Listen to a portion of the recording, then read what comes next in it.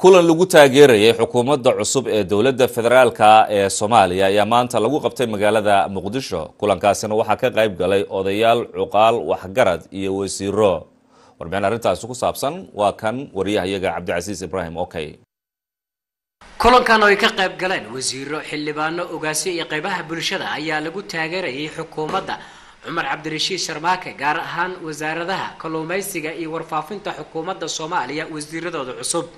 ogaasiyada waxgaradka iyo qaybaha bulshada ayaa taageeray xukuumadda ra'iisul wasaare Cumar Cabdirashiid iyo wasaaradaha kalluumaysiga iyo warfaafinta.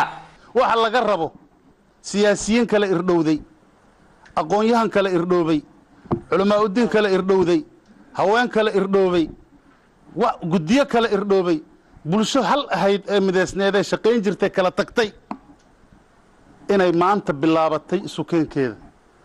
wasiir Soomaaliyeed aan noqotay, ilaahay garabkaada la galo. wasiir maanta jareen waxa uu yiraahdo maaragtay alle yimaado oo aabihiis wacdo oo adoogiis wacdo, adeerkiis wacdo, abtagiis wacdo, siyaasi wacdo, noo kooway calisiya urtoorto. intaasi kadib waxaa madashaasi ka hadlay wasiirka wasaaradda kalluumaysiga Maxamed Cumar Ceymo iyo wasiir ku-xigeenka wasaaradda warfaafinta Cabdullaahi Colaad Rooble. waxaa soo socdo xilli kala guur ah soo socoto oo hal sano iyo bilooyin naga xigto. marka sida aad ka wada dhawaajiseen, xukuumaddii waa taageerteen, dawladdii waa taageerteen, laakiin waxaa isweydiin leh xaggeen u soconaa annaga 2016 xaggeen u soconaa.